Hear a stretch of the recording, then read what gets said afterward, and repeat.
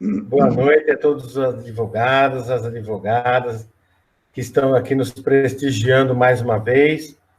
E agradeço a iniciativa do professor Romeu Bicalho em convidar o nosso querido, estimado juiz, que já foi aqui em Salto, hoje desembargador do Tribunal de Justiça, doutor Alfredo Atier, né, que está aqui disponibilizando um pouco do tempo para, mais uma vez, trazer algumas novidades à advocacia, né, nesse período de pandemia, nesse período de incertezas, embora nós estamos assim com bastante segurança, porque nós estamos já trabalhando com as audiências virtuais, com os julgamentos nos tribunais virtuais, com as sustentações orais virtuais, embora haja uma parcela da advocacia contra, é a realidade, né? Então, é com isso que essas são as nossas armas, né, doutor? Isso que nós estamos trabalhando hoje. E eu agradeço muito a disponibilidade do senhor, né, de nos prestigiar com a sua presença aqui nessa live. Muito obrigado. Boa noite a todos. Boa noite especial aos inscritos aqui da nossa subseção de Indaiatuba, que estão sempre nos prestigiando, na pessoa do Dr. Caetano, que foi nosso tesoureiro. Boa noite. Estou conhecendo o Dr. Alfredo hoje, é um prazer, muito obrigada por estar aqui conosco. O Dr. Juliano convidou a subseção de Indaiatuba para participar, juntamente com o Itu. Obrigada, Romeu, também, por mais este evento. As pessoas têm elogiado muito os eventos que temos feito em conjunto, pela qualidade, pelos temas, porque está todo mundo muito carente de informações e de boa qualidade, né? Quando fizemos o curso de audiências, foi super elogiado, então é isso que a gente precisa, dar esse apoio, esse suporte à advocacia, neste momento difícil que nós vamos passar e vamos sair mais fortalecidos. Então, aproveitem. Obrigada, doutor Alfredo, e boa palestra a todos. Obrigado. Obrigado. Tia, palavra sua, sala sua, somos seus alunos hoje. Tá bom. Bom, primeiro eu queria agradecer muitíssimo esse convite, muito gentil, que me fez o meu. Para mim é sempre um prazer estar aí em Salto, Itu, Indaiatuba, onde eu morei muito tempo, né, quando eu estava ainda na primeira instância e fui juiz. Eu fui juiz aí em Salto, na primeira vara de Salto, durante alguns anos, trabalhei também em Itu, algum tempo, e em algumas férias em Indaiatuba, as antigas férias forenses, porque se tratava da mesma circunscrição. Então, eu fiz muitas amizades mesmo e duradouras aí na região, tanto em Salto, quanto em Itu, quanto em Indaiatuba. E para mim é sempre um prazer, né? Eu tive a honra aí de ter até recebido em Salto o título de cidadão honorário, que é alguma coisa que eu guardo assim com muito carinho, né? Então, esses momentos que eu vivi aí foram momentos muito agradáveis, muito, assim, cheios de vida, cheios de desafios. Era um momento importante da minha vida profissional, minha vida pessoal, né? Então, eu tive aí sempre muito carinho de todos, e isso eu guardo sempre. E, além de duas coisas que eu considero assim, importantes, que a par do trabalho na magistratura, tem duas iniciativas que foram muito bonitas aí, né? Uma delas foi o SALJUS, o Setor de Assessoria e Orientação Jurídica e Social, em Salto, que foi uma iniciativa assim, bastante pioneira, teve todo o apoio da cidade, da sociedade saltense, e que visava a criar, como criou, uma forma diferente de pensar a justiça, de pensar o direito, uma forma participativa de distribuir justiça, pluridisciplinar. Então, tinha gente de todas as áreas, além do pessoal da advocacia, né, os advogados, meus queridos amigos, que participaram ativamente, tinha estudantes das várias áreas. e nós fazíamos aí um trabalho bonito, e o que gerou, inclusive, na época, o meu projeto de lei meu anteprojeto de lei que foi encampado pelo prefeito e pela Câmara dos Deputados, Câmara dos Vereadores, para que a casa, que antes era reservada para a residência de um dos juízes, se passasse a ser a sede do Saljus e a sede do juizado especial, né? Que a gente criou aí e também desenvolveu o trabalho. E a outra iniciativa foi em Itu, em todo o Vale do Tietê, inclusive Salto, o INEVAT, né, o Instituto de Estudos do Vale do Tietê, em que a gente desenvolveu um trabalho muito bonito de luta pelo meio ambiente, mas, sobretudo, luta pelo Tietê, né? Essa luta ainda continua. Eu sempre costumo dizer, quando falo disso e continuo, digamos, pensando isso, escrevendo sobre isso, pesquisando isso e conversando sobre isso, que quando o Tietê vier, de fato, a ser despoluído, nós teremos um Brasil diferente, né? Porque o rio Tietê, a par da sua importância como recurso natural, é também um recurso cultural da sociedade brasileira, né? O rio da colonização, né? O rio dos conflitos da colonização, mas do avanço da colonização brasileira. Então, isso tudo é extremamente importante, essa região do Vale do Tietê, aí especificamente a depressão periférica, isso aí é extremamente importante para o Estado e a gente precisa pensar nisso. E nós estamos vivendo hoje esse momento de suspensão, né, causado pela primeira pandemia, né, quer dizer, a primeira situação de contágio internacional, que é uma situação bastante grave, né, que aponta o início de um novo tempo, né? A gente pode dizer, talvez, que haja dois fenômenos que tenham dado início ao século XXI. O primeiro deles foram aqueles movimentos sociais, né, de ocupação, os movimentos sociais de levante social, de passeatas, que houve logo entre o final e o início do século XXI, né, do ponto de vista cronológico, voltados à reivindicação de novas formas de democracia.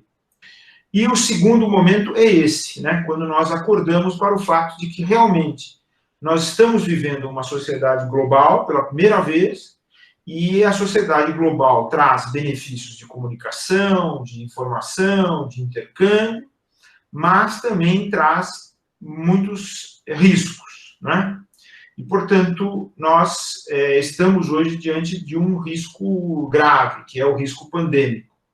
E todos os debates que se estabelecem em torno dessa questão, a favor, contra, acreditando, não acreditando nesse risco, tudo isso que está acontecendo, na verdade, são sintomas de que nós estamos justamente entrando, ou já na onda de um novo tempo, né? Então, nós precisamos nos equipar intelectualmente e na vida prática para enfrentar esse novo tempo. E um dos instrumentos mais importantes para a gente compreender e enfrentar esse novo tempo é, evidentemente, o nosso instrumento. É o instrumento do direito, é o instrumento da justiça. Então, é preciso que a gente faça, todo mundo faça hoje, uma reflexão muito séria, muito, assim, fundamentada, que pare para pensar exatamente o que está acontecendo com o direito. O que nós estamos vivendo com o direito. Não apenas viver essa experiência de mudança, de transformação, mas, sobretudo, viver uma experiência de reflexão sobre isso, né? O que é o direito que nós estamos vivendo hoje? Como ele se transformou, no que ele se transformou, essas experiências que nós estamos tendo, inclusive essa aqui muito interessante dos webinars, né? Vocês sabem, nós tivemos mais de 1 milhão de webinars durante o período da pandemia.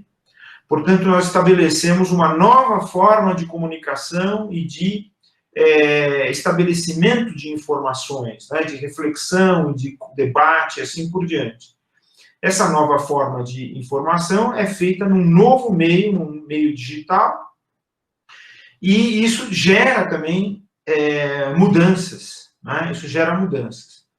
Ou seja, diferentemente daquilo que muitos dizem, assim, que nós estamos vivendo uma época de quarentena, que significa isolamento social, esse isolamento que nós estamos tendo é apenas um isolamento físico, porque ele não é um isolamento social, só que o contato social está se dando por um novo meio.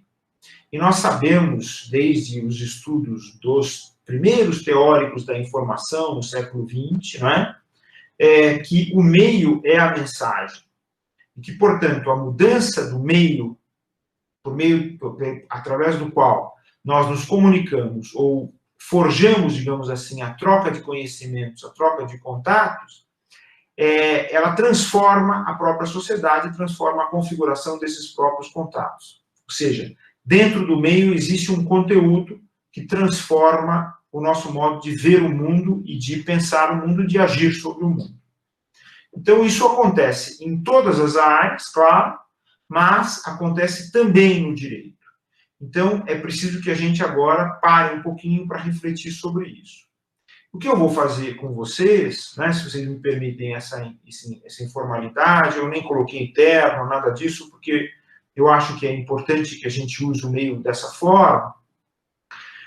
O que eu quero fazer com vocês é justamente provocar algumas questões e passar a vocês algumas das ideias que eu, digamos assim, tive a partir dessa experiência, né, dessa experiência da pandemia. E tentar, então, provocar um pouquinho a reflexão de vocês e um diálogo com vocês a respeito disso, né?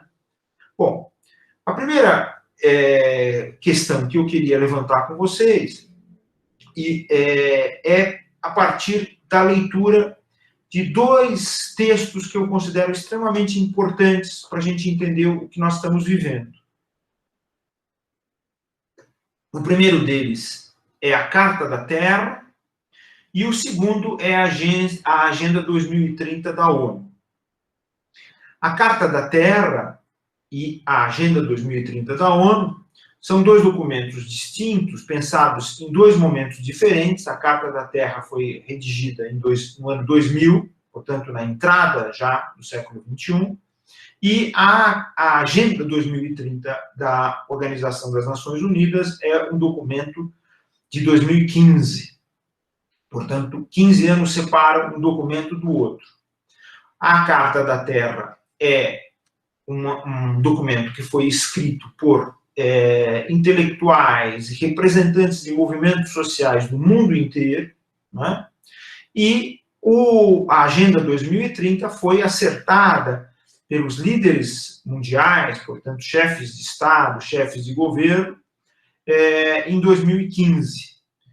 Ambos os documentos não têm uma força normativa, né? Como é um pouco típico da formação dos documentos no direito internacional, os dois não têm ainda uma força normativa. Mas eles têm uma força ética muito importante e que não pode ser ignorada por nós que vivemos o mundo jurídico, né? Porque essa força normativa desses dois documentos, ela está se forjando agora. E, sobretudo, diante da situação pandêmica, as reações a essa situação pandêmica, ela vai gerar a normatização desses documentos. A Carta da Terra, ela estabelece um princípio que é extremamente importante, que é o da Terra, portanto, o planeta como sujeito de direitos. Ou seja, nós deixamos de pensar apenas os homens, os seres humanos, homens e mulheres, como sujeitos de direito, e passamos a pensar também as coisas como sujeitos de direito e, dentre as coisas, o planeta. Portanto, a Terra é considerada sujeito de direitos. A Terra tem direitos. E, portanto, esses direitos precisam vingar no interior dos ordenamentos jurídicos, por meio de ações, de contratos, de relações de propriedade, de posse, e assim por diante. E a Carta da Terra, assim como a Agenda 2030 da ONU, diferentemente de inúmeros outros documentos internacionais, sejam tratados, sejam declarações, sejam convenções, enfim, diferentemente de muitos documentos internacionais, ela começa referindo não o presente, mas o futuro. Então, ela diz o seguinte: estamos diante de um momento crítico na história da Terra, isso em 2000, numa época em que a humanidade deve escolher o seu futuro. À medida que o mundo torna-se cada vez mais interdependente e frágil, o futuro enfrenta, ao mesmo tempo, grandes perigos e grandes promessas. Para seguir adiante, devemos reconhecer que, no meio de uma magnífica diversidade de culturas e formas de vida, somos uma família humana e uma comunidade terrestre com um destino comum. Devemos somar forças para gerar uma sociedade sustentável, global, baseada no respeito pela natureza, nos direitos humanos universais, na justiça econômica e numa cultura da paz. Para chegar a esse propósito, é imperativo que nós, os povos da Terra, declaremos nossa responsabilidade uns para com os outros, com a grande comunidade da vida e com as futuras gerações. Vejam só que coisa interessante nesse documento, que traz, assim, alguns elementos para a gente pensar o que vai acontecer depois da pandemia. O documento, eu lembro que foi escrito no ano 2000. Ele refere, pela primeira vez, num documento internacional, não propriamente direitos, não é? Mas deveres, responsabilidades. Não é? Então, vamos voltar um pouquinho para o ano de 1948. Em 1948, todos nós sabemos, no âmbito da Organização das Nações Unidas, criada em 1945, foi discutido o documento que é a Declaração Universal dos Direitos Humanos. Não é? Esse documento teve a participação de inúmeras lideranças mundiais, intelectuais mundiais, e teve uma participação, que eu gosto sempre de salientar, muito importante de nós, americanos, né, o continente americano. Por quê? Bom, em primeiro lugar, porque a nossa Declaração de Direitos Humanos, o nosso primeiro Pacto de Direitos Humanos, é anterior ao Pacto de 48 da ONU, é o Pacto de 47. Mas não apenas isso. No âmbito do processo do final do século XVIII, mas no início do século XIX, sobretudo no início do século XIX, em que foram declaradas as independências dos países americanos, do continente americano, de norte a sul, né? Esse processo que durou do finalzinho do século XVIII para o início, até a década de 20 do século XIX, o Brasil, por exemplo, foi um dos mais tardios, né, 1822, mas no âmbito desse processo, houve várias discussões dentro do ambiente americano a propósito da constituição de uma união internacional, né, e do estabelecimento de determinados princípios de direito internacional para a configuração dessa união. Né? Então, por exemplo, a questão extremamente importante do respeito à soberania dos povos, em primeiro lugar. Em segundo lugar, a questão da integridade territorial, né? Quando um país se torna independente, qual é o seu território, se ele antes pertencia a um outro país? Isso tudo foi discutido aqui. E esses princípios, que se tornaram depois princípios de direito internacional universal, eles foram forjados primeiro aqui entre nós, não é?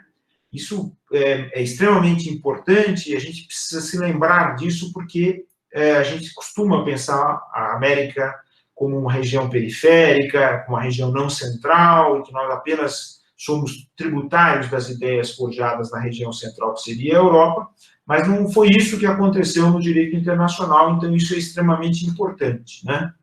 E é bom lembrar que o nascimento do direito internacional, ele também está ligado ao continente americano. Quando os primeiros teóricos do direito internacional pensavam, lá no século XVI, na Europa, a configuração de uma sociedade internacional, eles pensavam, sobretudo, na relação com os novos descobrimentos, com as terras novas, com os povos originais dessas terras novas, né, os indígenas, os povos originais americanos, e eles pensaram o direito internacional a partir disso, né? Tanto assim é que naquela época, lá no século XVI, século XVII, foram forjados determinados princípios de direito internacional que hoje são criticados porque eles eram princípios ligados à ideia de colonização, à ideia de dominação de um povo sobre o outro. Hoje, todo esse manancial de conceitos que foi estabelecido lá no século XVI e XVII pelos europeus no direito internacional, ele sofre uma revisão bastante séria, né? E essa revisão é extremamente importante para a gente também pensar aquilo que vai acontecer depois da pandemia. Mas eu dizia, em 1948 foi estabelecida a Declaração Universal dos Direitos do Homem. É uma carta de declaração de direitos que depois se espalha pelo mundo. Outras declarações se sucederam. A primeira declaração foi essa, depois vieram as declarações dos direitos civis e políticos, depois vieram as declarações dos direitos culturais, econômicos e ambientais, não é? E depois vieram as outras declarações das várias regiões do mundo. Nós temos a Declaração Africana dos Direitos Humanos e dos Povos, nós temos o nosso novo pacto, o Pacto de São José da Costa Rica, que é o pacto dos países americanos, né, do continente americano. Nós temos a Declaração Europeia, não é? Nós temos a Declaração Europeia, que depois se torna a primeira declaração inglesa com validade normativa, né, quando a Inglaterra compunha, agora está saindo, mas quando compunha as comunidades europeias e a União Europeia, é a primeira declaração com força normativa, porque a Inglaterra nunca teve uma declaração de direitos com força normativa, né? O Bill of Rights do final do século XVII não tinha função normativa. Muito bem. Essa ordem internacional pós-conflitos mundiais, inaugurada com a criação da ONU e as estruturas de Bretton Woods, e depois com a Declaração Universal, é uma ordem internacional dos direitos humanos, de prevalência dos direitos humanos e de expansão dos direitos humanos. Isso é extremamente importante. Só que nós chegamos ao finalzinho do século XX, né, com a consciência do drama do problema ambiental. Quando nós chegamos ao finalzinho do século XX com essa consciência do drama dos problemas ambientais, então conferências internacionais se iniciam, começam a ser discutidas. A principal dessas conferências se deu no Brasil, no Rio de Janeiro, em 1992. Nessa conferência foi estabelecida a Carta do Rio de Janeiro, a Carta, a Declaração dos Direitos Ambientais, não é? E, a partir daí, houve, então, uma discussão acirrada a respeito da constituição de uma Carta da Terra, que acabou gerando essa carta, cujo início, cujo preâmbulo eu acabei de ler para vocês. Muito bem. Essa carta, pela primeira vez, numa ordem internacional de direitos humanos, uma ordem internacional que valoriza a expansão dos direitos humanos, ela fala não em direitos, mas fala em deveres, em responsabilidades.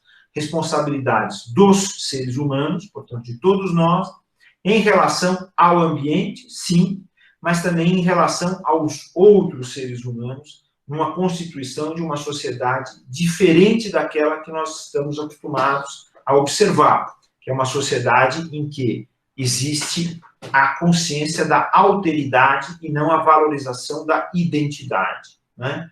A identidade colonizadora contra a alteridade, que significa a pluralidade de representações dos povos. Não apenas entender quais são as ideias que foram configuradas na Europa, e depois de lá se tornaram universais por causa dos vários processos de globalização, mas também a contribuição de outros povos, como os povos da África, não é? A Declaração de Direitos Humanos e africana é uma declaração extremamente importante, porque ela introduz também um conceito diferente no curso dessa evolução da ordem dos direitos humanos, que é o conceito do direito dos povos, e não apenas direitos humanos. Ou seja, ela tira aquela vinculação muito forte da Declaração Europeia com os direitos individuais e estabelece a ideia de que existem comunidades e povos que também têm direitos.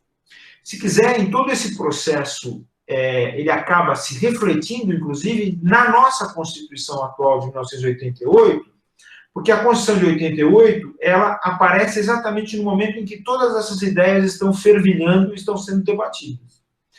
Em vários momentos, a Constituição de 88 brasileira refere direitos que não são apenas direitos individuais e também não são direitos sociais, mas também refere direitos que são de coletivos, efetivamente, como é o caso, por exemplo, da família. A proteção da família no interior da Constituição de 1988 é tipicamente uma alteração na configuração jurídica. Você defende a família e não os membros efetivos no interior da família apenas. Você defende essa instituição como uma instituição coletiva, né? Agora, quando chega a Carta da Terra e a nova ordem ambiental internacional, a par da defesa de determinadas figuras coletivas, como comunidades na África, como família, etc., quer dizer, os direitos transindividuais, os direitos coletivos, os direitos difusos e assim por diante, a par disso, surge a ideia de que as coisas também são sujeitos de direito e não objetos apenas de apropriação pelos seres humanos. E o fundamental ali é o estabelecimento do direito da terra, né? E, portanto, o direito da terra como fundamentando a proteção aos vários povos da terra. E depois disso, 15 anos, nós temos, então, o estabelecimento da famosa Agenda 2030, Agenda 2030 da Organização das Nações Unidas, que busca efetivamente estabelecer alguns deveres ou objetivos, goals que devem ser alcançados pelos estados e pelos povos até o ano de 2030. Portanto, de 2015 até 2030. Em 15 anos, nós estamos a 10 anos de 2030 e nós temos o dever de configurar esses direitos. Nós temos o dever de configurar e de alcançar esses objetivos. Quais são esses objetivos? Eu acho que todos conhecem, mas eu vou ler rapidamente apenas esses objetivos, os enunciados desses 17 objetivos estabelecidos pela Declaração dos Chefes de Estado e Chefes de Governo. O primeiro deles é a erradicação da pobreza. Ele não é uma novidade para nós, porque a nossa Constituição, logo no início, a Constituição de 88, pioneira em relação a isso, né? Aliás, isso é reconhecido internacionalmente, o pioneirismo da Constituição brasileira nesse aspecto.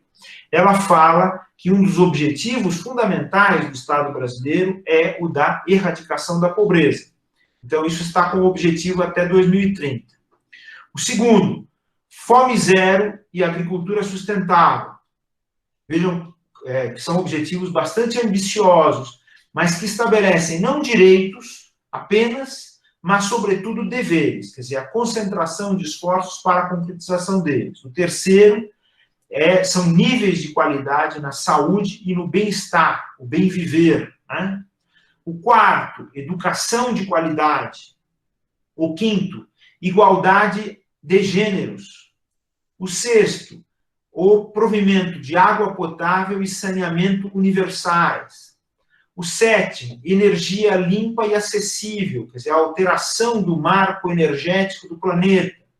O oitavo, trabalho decente e crescimento econômico. Ou seja, o desenvolvimento econômico está ligado à ideia de que o trabalho deve ser protegido. O trabalho é um direito humano e esse direito está vinculado à ideia do crescimento e do desenvolvimento econômico.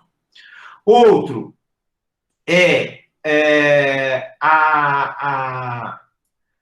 a erradicação das várias desigualdades, ou a redução das desigualdades, não é?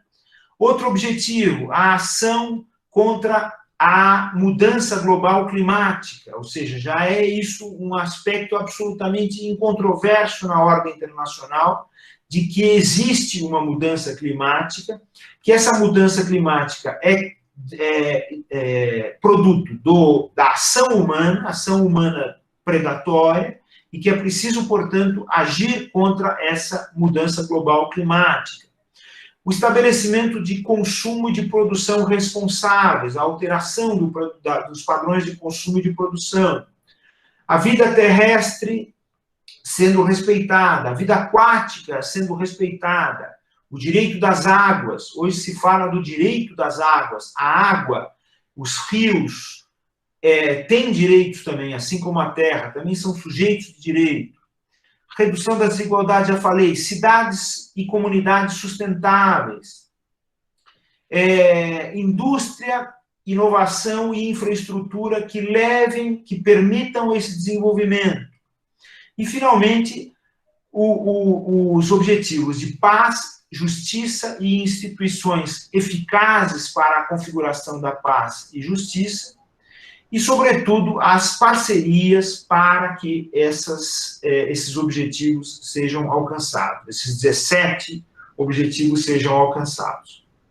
Ou seja, nós vivemos, de fato, isso já é uma declaração de 2015, e ela vai nessa onda do estabelecimento não de direitos, mas de responsabilidades. E essas responsabilidades são dos Estados, claro, a ordem internacional ainda é predominantemente uma ordem de Estados, mas essas responsabilidades também são estabelecidas para indivíduos, portanto, para os povos considerados, independentemente da questão da soberania. Ou seja, todos e cada um, e sobretudo as empresas, têm esses deveres, e isso tudo tem que estar, digamos assim, concertado internacionalmente, uma concertação internacional, uma governação internacional no sentido de criar os meios para esse estabelecimento.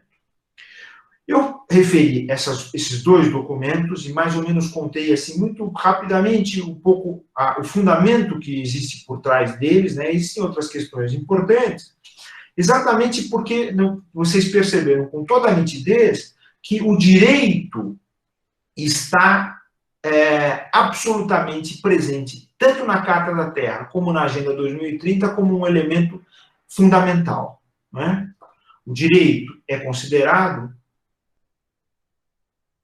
como o instrumento mais importante para a efetivação dessa ordem.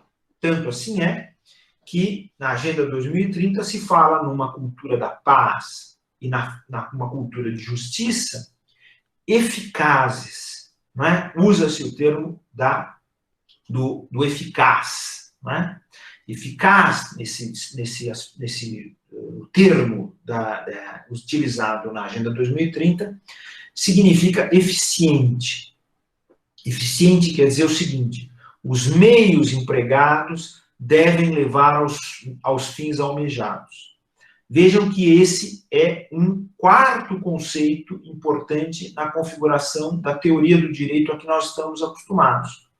Porque nós estamos acostumados a uma teoria do direito que fala em existência, que fala em validade, que fala em eficácia, e agora nós temos um quarto elemento que é o da eficiência. Não é? A eficiência significa que tudo isso é bonito do ponto de vista teórico, a existência, a validade e a eficácia, mas é preciso que se torne uma realidade material. Então vejam que aquela concepção do direito que nós aprendemos lá atrás na faculdade, de que o direito não tinha relação com a realidade, mas o direito era apenas uma ordem do dever ser, ela desaparece nesse momento. Por quê? Porque se exige dos ordenamentos jurídicos internacionais, dos ordenamentos jurídicos nacionais, dos ordenamentos jurídicos locais, a eficiência a par da existência, da validade e da eficácia. A existência, a validade e a eficácia são elementos que são internos à lógica jurídica. A eficiência não. A eficiência extrapola a lógica jurídica e vincula todos esses elementos da lógica jurídica a uma lógica material, a uma lógica, digamos assim, que pertence ao mundo da realidade, que pertence ao mundo das coisas. Né?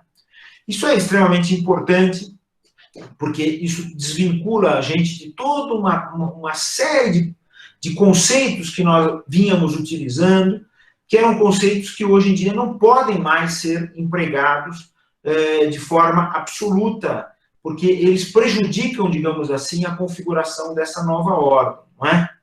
Por exemplo, nós usávamos muito a ideia de que o direito e as expressões do direito, sejam as decisões, os contratos, as relações jurídicas, eram determinadas por uma estrutura de lógica formal, que falava sobre a questão das premissas e da conclusão dessas premissas, geral, individual e a conclusão. E, na verdade, se restaura a ideia de que a lógica do direito não é uma lógica formal, mas é uma lógica dialética, ou seja, que ela se transporta para a realidade a partir da confrontação, a partir da comparação de determinados argumentos. Então, portanto, vincula o direito à realidade. Isso é importante, eu estou salientando isso por quê?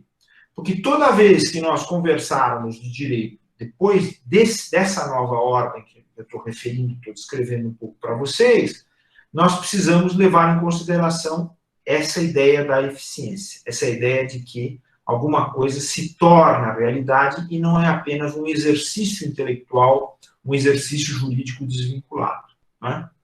E para a consecução de uma ordem jurídica internacional e interna e local eficientes, a necessidade da inclusão de determinados elementos na configuração dessas ordens jurídicas que antes nós desconhecíamos ou que nós desprezávamos, né? E esses elementos, eles se dão pela prevalência de um princípio que está presente nessas declarações, mas está presente nas ordens internacionais já há muito tempo, com a inclusão das famosas cláusulas democráticas nos tratados internacionais, que é o princípio da democracia. E esse princípio da democracia, exigido internacionalmente, exigido no âmbito internacional, é o princípio da democracia real e não da democracia formal, né? Por exemplo, vou dar um exemplo assim, bastante claro. Vocês se lembram que houve no Paraguai um processo de impeachment e a Constituição paraguaia, ela previa que esse processo de impeachment duraria apenas o curso de um dia. Naquele mesmo dia se fazia a acusação, o presidente era intimado, tinha que apresentar a defesa, se não apresentasse ou não apresentasse a defesa, no final do dia o Congresso votaria se ele permaneceria ou não na sua função, e o processo teria apenas um dia. Ora, do ponto de vista formal, esse processo está em ordem, quer dizer, é legítimo. Por quê? Bom, porque ele é o processo previsto na Constituição. Mas do ponto de vista material, esse processo é ilegítimo. Por quê? Porque é impossível que haja uma acusação num dia, de qualquer órbita, e sobretudo nessa órbita da responsabilidade constitucional, e que essa acusação seja apurada durante esse dia e que haja um exercício do direito essencial de defesa num dia também, por aquele que é acusado. Isso é uma coisa absurda, quer dizer, o processo sumário, ele já foi abolido da ordem internacional dos países, isso desde da evolução das proteções do direito criminal, desde o século XVIII, assim por diante, mas, sobretudo, nessa ordem nova das cláusulas democráticas, isso é inadmissível. Então, esse processo que gerou o impeachment do presidente paraguaio, lá atrás, né, esse processo era, como foi, inclusive, passível de discussão na órbita internacional, nos foros internacionais, né? Praticamente todos os documentos internacionais recentes, eles contêm a cláusula democrática, ou seja, a cláusula que exige que haja democracia efetiva, real, no interior dos países e que essa cláusula democrática seja respeitada, né?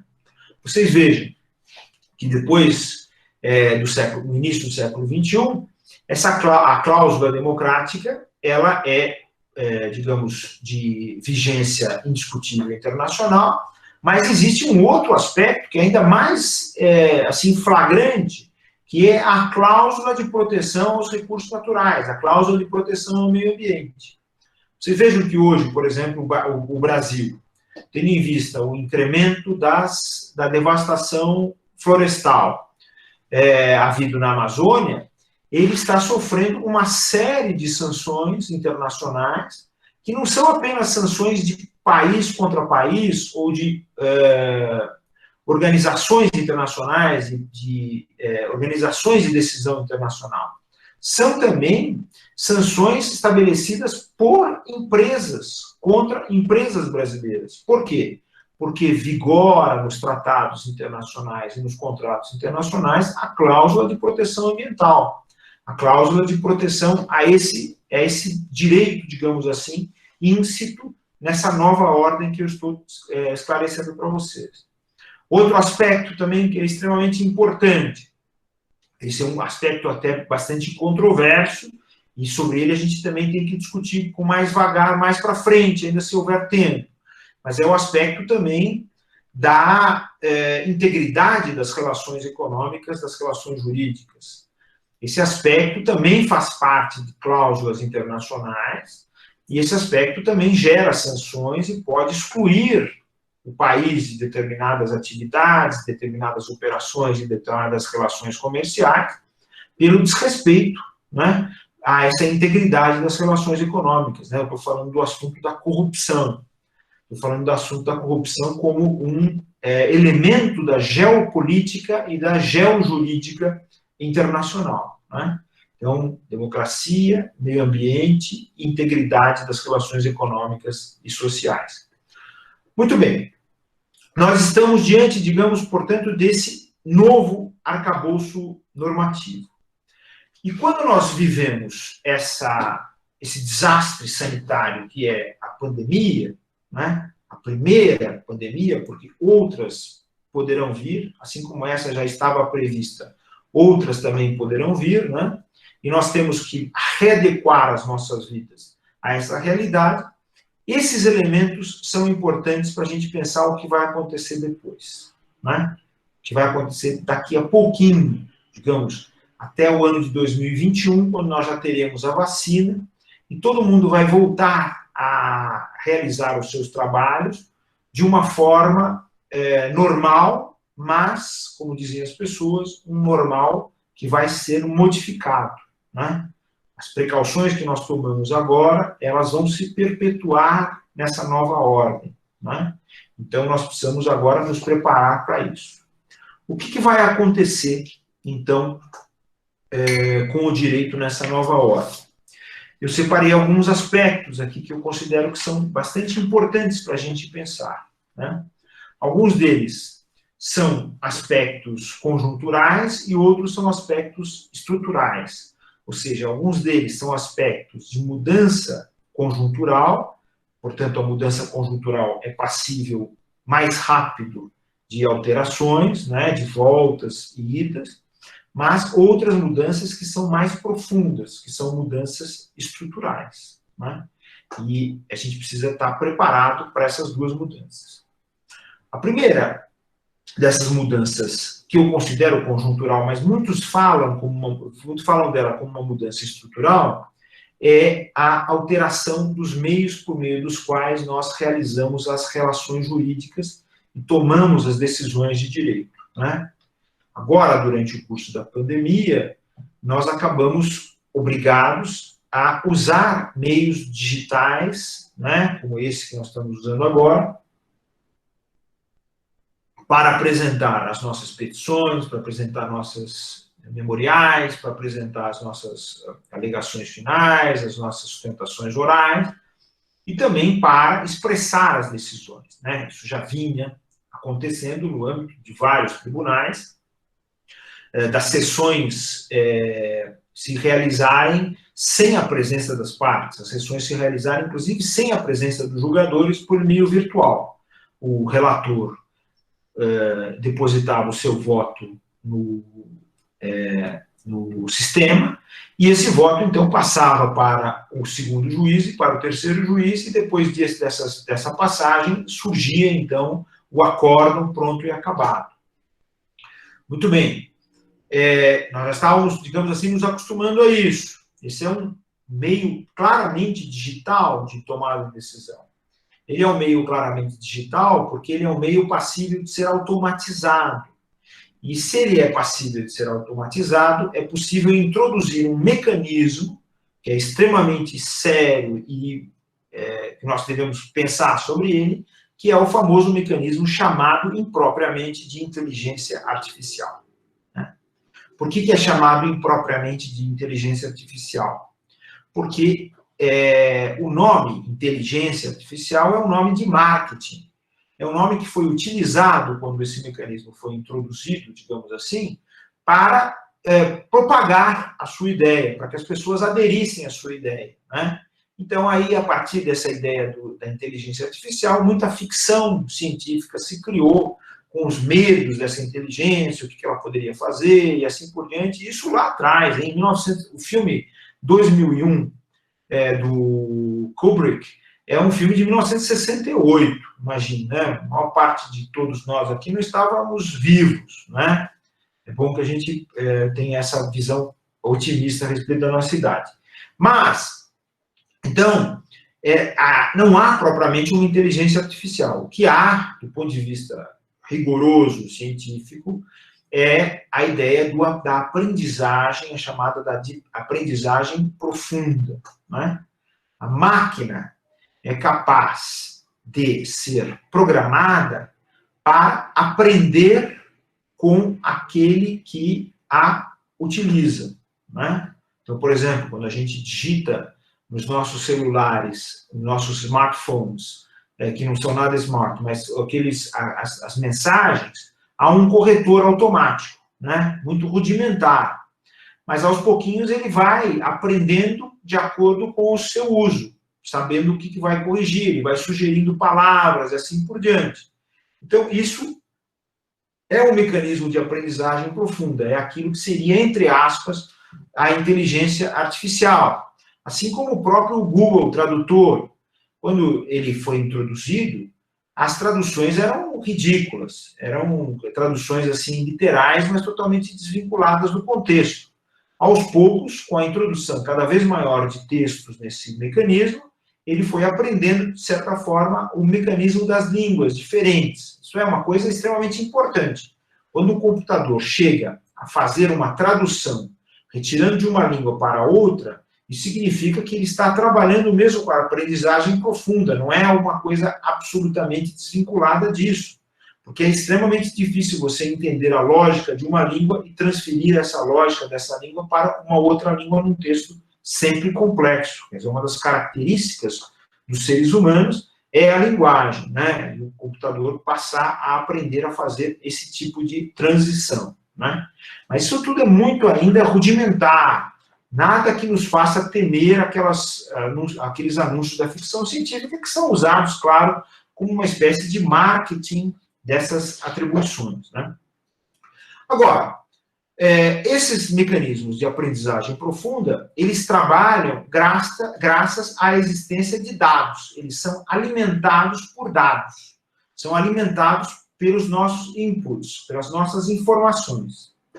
Agora, isso é extremamente importante também, porque isso vai influir claramente no direito. Hoje se fala da sociedade do Big Data, ou Big Data, que é a sociedade, portanto, em que o volume de dados é extremamente importante. Fala-se dos 5 Vs do Big Data, né? Portanto, o volume é o primeiro deles, o volume de informações que circulam nos meios digitais é enorme, né?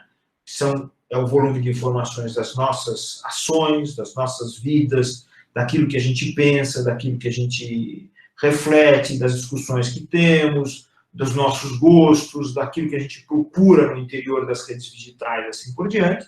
Então, esse volume é enorme, porque ele é praticamente global, né? Segundo lugar, esse volume enorme circula no interior do meio digital com uma velocidade enorme, é o segundo V. Então, volume e velocidade é o segundo aspecto do Big Data. O terceiro aspecto do Big Data, o terceiro V do Big Data, é a variedade das informações. Elas são extremamente várias, porque elas vêm de várias culturas, de várias personalidades e assim por diante. Mas são os 3 aspectos, digamos assim, positivos do Big Data, os 3 Vs positivos. Porque há os 2 Vs negativos, ou aqueles ao lado dos quais a gente põe um ponto de interrogação. O primeiro deles é o da veracidade, ou seja, da verdade. E o segundo deles é o do valor dessas informações que circulam. Né? Vejam, o meio digital não tem condição nenhuma de averiguar a verdade da informação. Né?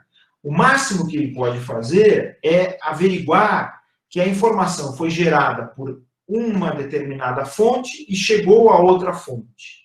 Ou seja, a integridade do fato de ter se iniciado numa fonte e ter chegado a outra fonte.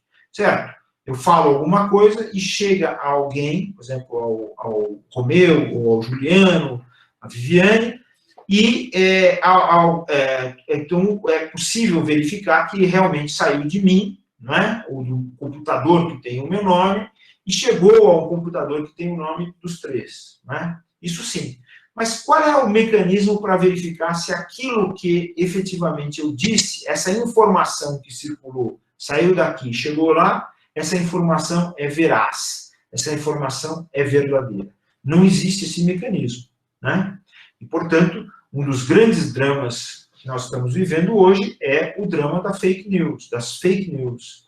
Ou seja, a notícia falsa, ou seja, a informação falsa que circula no meio digital com absoluta liberdade, com velocidade, e vai sendo distribuída da forma como se quer e bem entende. É possível programar os sistemas para que essa informação seja distribuída, essa informação falsa seja distribuída de forma seletiva e alcance pessoas que vão ficar sensibilizadas ao receber essa informação. E o mais interessante de tudo isso, o mais perigoso de tudo isso, é que essa informação ela pode chegar a alguém e desaparecer em seguida. Depois de ser lida, ela desaparece e não pode mais ser rastreada no interior do sistema ou do meio do mundo digital. Né? Isso tem sido usado, e já foi usado, por exemplo, há provas cabais que foi usado, por exemplo, na eleição última presidencial dos Estados Unidos. Né? Então, existem, inclusive, processos em andamento nos Estados Unidos para verificação disso.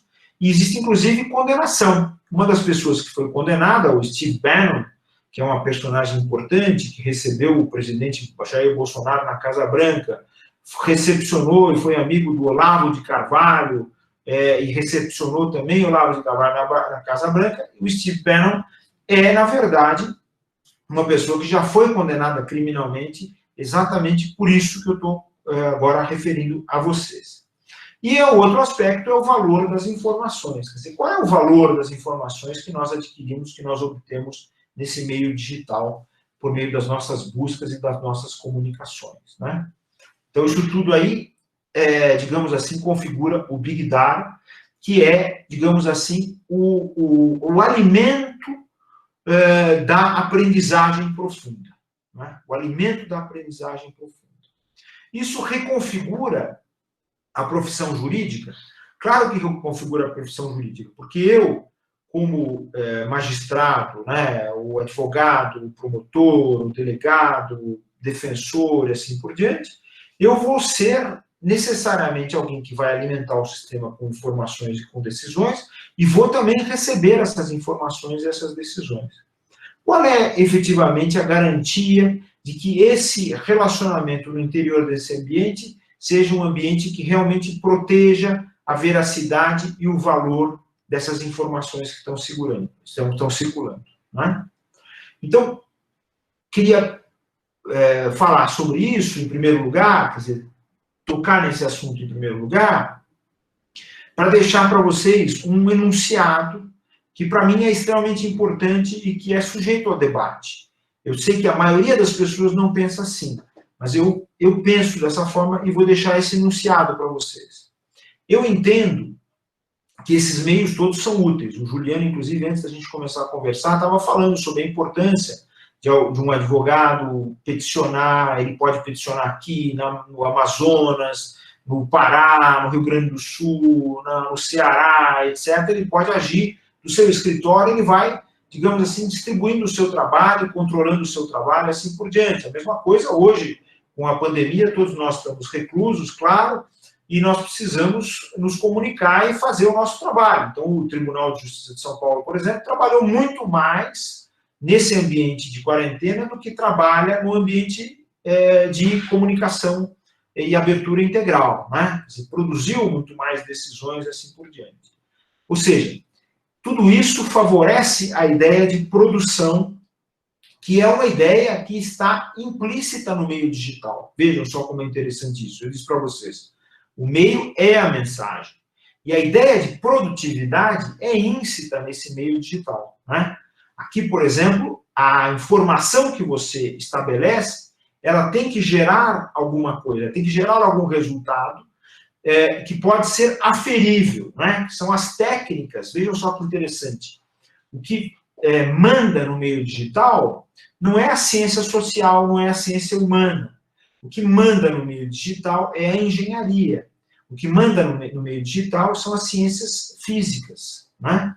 Então, portanto, você precisa, ao agir nesse meio digital, obedecer a essas leis, né? Que são novas leis, digamos, da natureza, né? A ideia de física não é natureza, então se trata de uma nova natureza do ser humano, essa do meio digital. Então você precisa obedecer, uma das leis é essa da produtividade. Então é evidente, vejam, não é alguma coisa que surpreenda, mas é evidente que quando você usa o meio digital, você produza mais, porque isso está implícito no meio, né? Isso está implícito nessa capacidade desse meio, né?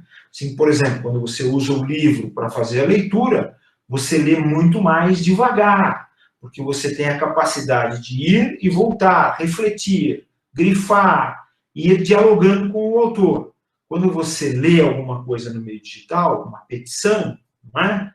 Ou um parecer, uma sentença, você o faz rapidamente, porque você não tem essa condição de fazer esse tipo de reflexão. Então as coisas se tornam mais rápidas, e essa rapidez que o meio digital, porque governado por leis da engenharia, né, elas exigem essa produtividade e essa rapidez.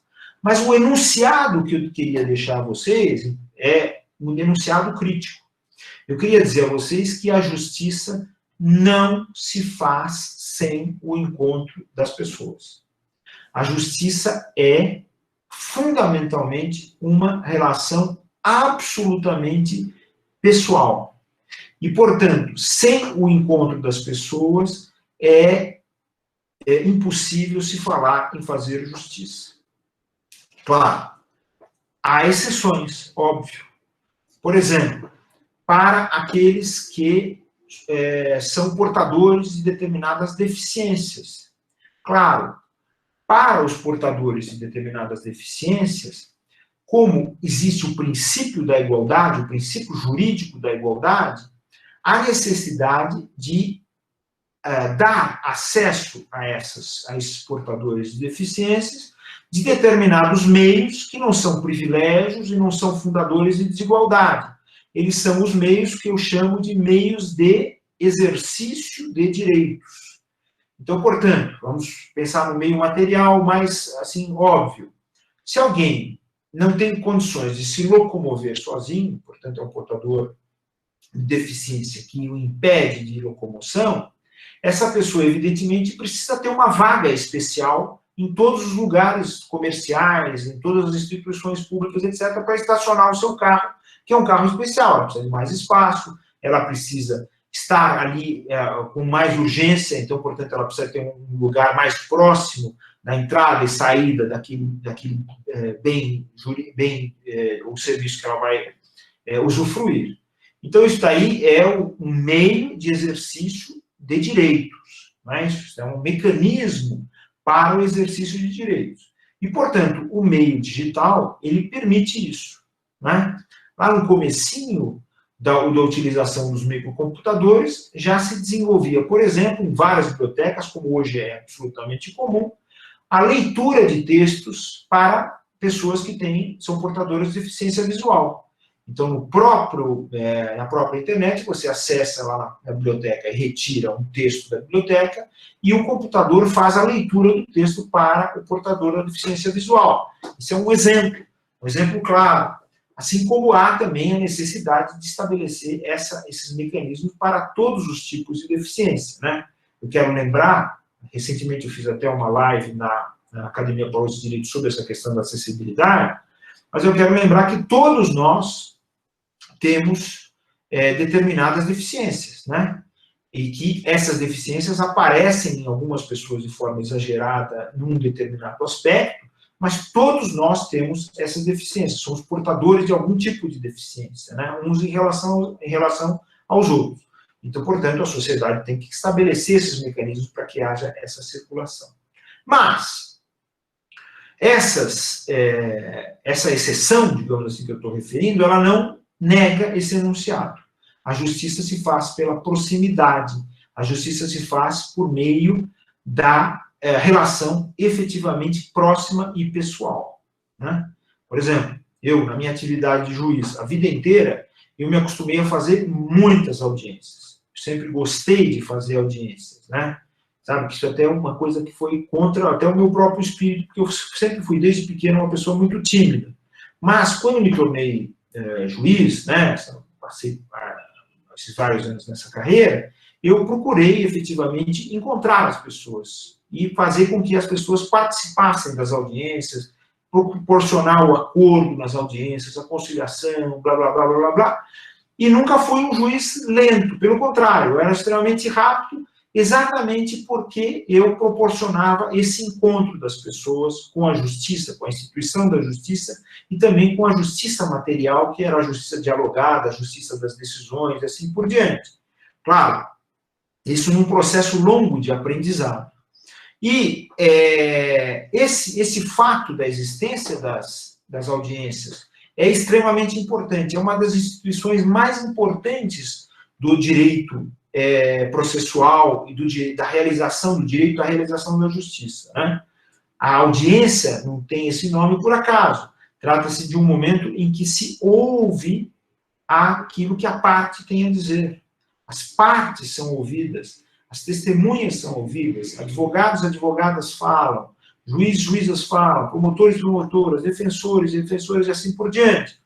Então, esse momento de audição é fundamental para a concretização da justiça. Isso somente se dá com essa relação pessoal. Vejam que eu estou falando isso, eu estou estabelecendo esse enunciado, e ele não é apenas, digamos assim, vinculado à ideia da instituição da justiça. Também na educação a mesma coisa. A educação depende também da presença. Não há educação virtual, assim como não há justiça virtual. O que há é, talvez, uma produtividade de decisões, de petições maior por causa do meio. Mas isso não significa justiça e educação. Isso significa apenas o quê? Que está havendo uma deliberação que está circulando nesse meio digital com mais rapidez, e não que ela alcance efetivamente a materialidade. Vejam, por exemplo, o seguinte: uma das coisas que vai decorrer da pandemia é uma crise econômica e social muito grave, né? Ela já está presente, já estava presente antes, ela se agudizou no interior da pandemia, e o resultado de tudo isso vai ser uma crise econômica e social grave, né? Que não se mede apenas pelo decréscimo do PIB, decréscimo de produção, nada disso. Mede, sobretudo, pelo decréscimo das condições de vida das pessoas, né? Vocês vejam a quantidade de pessoas que necessitou e necessita, ainda durante esse processo pandêmico, de uma ajuda que é uma ajuda que, para muita gente, a gente se espanta. Uma ajuda de R$600, quer dizer, praticamente nada. Mas isso, para a sobrevivência das pessoas, é essencial. Ora, isso daí é um sinal de que a crise social e econômica consecutiva à pandemia vai ser muito grande, vai ser maior. Se vocês quiserem, a gente pode usar a imagem das guerras, dos conflitos mundiais. Depois das guerras, o que aconteceu? Uma crise social e econômica muito grande em decurso daquilo que aconteceu durante o período da pandemia. É isso que vai acontecer de fato, né? E, sobretudo em países que não tomaram as precauções, como é o caso do Brasil, lamentavelmente, essa crise vai demorar mais tempo para passar. Muito bem. essa crise vai determinar também mudanças na configuração do direito. Quando eu exerci a magistratura, quando eu entrei na magistratura, nós estávamos vivendo uma dessas crises e vivemos muitas dessas crises. Se lembram, depois da Constituição de 88, nós tivemos vários dos chamados planos econômicos, planos de intervenção econômica. E esses planos econômicos, eles visavam acabar com a inflação, né, que só foi terminada no governo Itamar Franco e no governo Fernando Henrique Cardoso. Mas visavam a terminar com a inflação. Mas essas intervenções econômicas, elas foram geradas por crises sociais e econômicas e geraram também crises sociais e econômicas graves. Como é que elas se resolviam naquele tempo em que eu iniciei a minha vida na magistratura e nós todos convivemos? Aqui tem muita gente jovem que eu estou vendo, super feliz de falar com jovens também, além das pessoas que eu conhecia. Mas como é que a gente resolvia? A gente resolvia segundo as estruturas tradicionais que hoje em dia não podem mais ser usadas. Por quê? Porque ali era mais ou menos o seguinte: alguém não pode pagar e o outro quer receber. Então, diante do direito, o direito dizia claramente: é preciso condenar aquele que não quer pagar a pagar, e o outro que quer receber precisa receber. Ponto final. Era essa a postura, era essa a decisão. Se você não pagou o seu aluguel, se não pagou o preço da locação, você vai ser despejado. Não pagou o preço do bem, você vai perder o bem. Ou você vai ter que pagar os juros. Não pagou o empréstimo, vai ter que pagar os juros. Mas essa postura não pode existir depois de uma crise como essa que nós estamos vivendo e durante a crise que nós estamos vivendo. Nós temos que voltar um pouquinho para trás e pensar como foi que a crise consecutiva à Segunda Guerra Mundial foi resolvida na Europa, sobretudo, né? A Europa foi absolutamente destruída durante o curso da Segunda Guerra Mundial. E como é que aconteceu para que a Europa se reerguesse? A Europa somente se reergueu porque houve a ação absolutamente imprescindível do Estado, que passou a agir no ambiente econômico, intervir no ambiente econômico, para gerar emprego, para gerar circulação de riquezas, para diminuir as desigualdades entre as pessoas, os habitantes dos vários países, os habitantes da Europa, os cidadãos e cidadãs europeus. Ou seja, utilizou-se com muita força as ideias de um economista que todos nós estudamos, ou pelo menos temos uma noção da sua existência, das suas ideias, que foi John Keynes.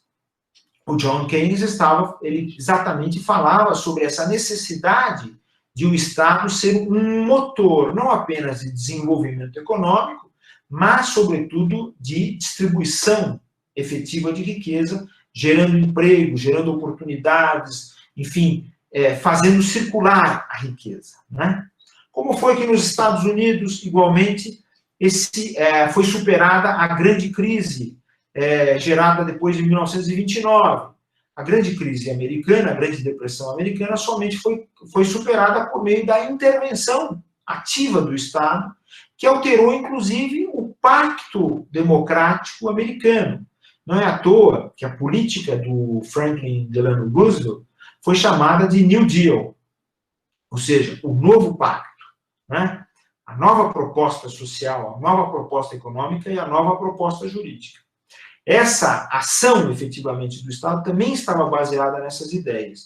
E o que nós vamos ter depois da pandemia é o retorno dessas ideias, né? Claro, haverá governos que irão resistir, como é o caso do nosso atual, não se sabe o que vai acontecer em 2022, não se sabe sequer o que vai acontecer agora nas eleições municipais de 2020, mas os mecanismos de intervenção vão voltar. Ou seja, não são mais aqueles mecanismos a que nós assistimos na nossa época inicial, que eram mecanismos de fazer pagar. Não. Agora, os mecanismos não são esses. Eu vou contar 2 casos efetivamente judiciais que, para mim, são muito emblemáticos para demonstrar um pouquinho como é que tem que ser a mentalidade para a resolução dessas questões.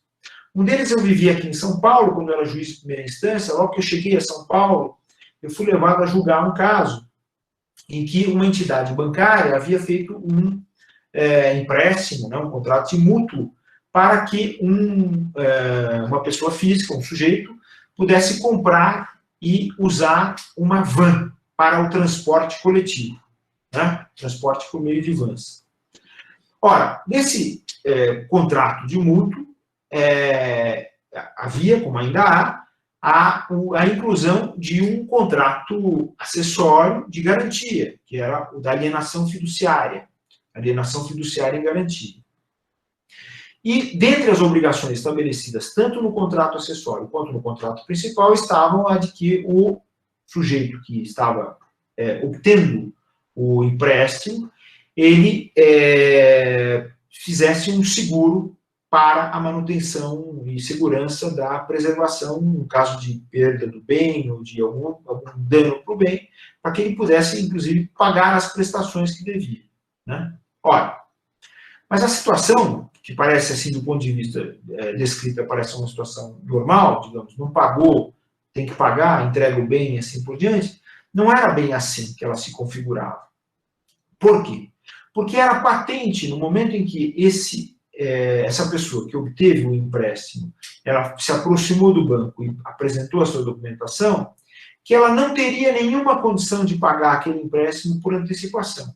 Ela somente poderia pagar as prestações daquele empréstimo, né, se ela exercesse a sua atividade de motorista de uma van para o transporte coletivo. Ou seja, essa atividade, que era uma atividade futura, quer dizer, que ele iria iniciar apenas com a obtenção desse empréstimo, essa atividade, ela é que daria os recursos para que essa pessoa pudesse cumprir a sua obrigação contratual, cumprir e estabelecer corretamente, digamos assim, a sua posição contratual.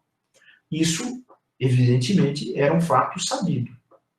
Ora, quando ocorreu numa crise, ele não poder cumprir o contrato de seguro e, portanto, perdeu o seguro, e num determinado instante houve um acidente que levou à perda total daquele bem, evidentemente a entidade que fez o empréstimo veio a juízo para cobrar essa dívida, né? Cobrar essa dívida. Não havia possibilidade de executar o contrato de garantia porque o bem havia desaparecido e, portanto, havia necessidade de fazer uma condenação de ordem pessoal para que houvesse o pagamento da dívida que foi estabelecida. Qual foi a decisão do magistrado? A decisão foi a seguinte: a decisão foi a de reconhecer a relação real entre as pessoas, e não a relação fictícia que estava configurada na descrição contratual.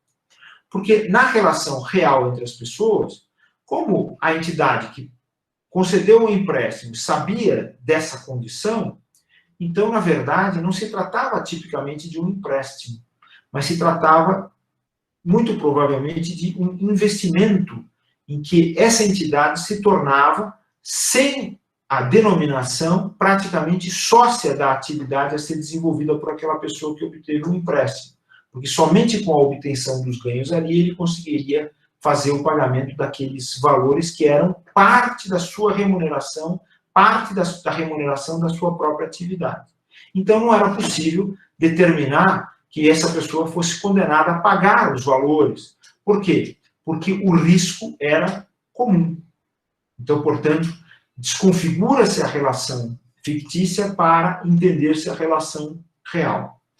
A mesma coisa, num caso mais para frente, que se deu numa época em que, inclusive, levou à reconfiguração de todos os contratos de franquia que havia no Brasil, sobretudo dessa instituição que era o famoso McDonald's, em que muitas ações foram promovidas no Brasil inteiro, e uma delas em São Paulo, em que os franqueados estavam discutindo os termos do contrato, mas não os termos do contrato efetivamente de franquia, porque os termos do contrato de franquia eram absolutamente claros, que permitiam a obtenção de ganhos, o pagamento de royalties pela utilização da marca, o pagamento pela utilização dos bens, a compra e venda das mercadorias e dos acessórios para a construção da loja, etc., etc.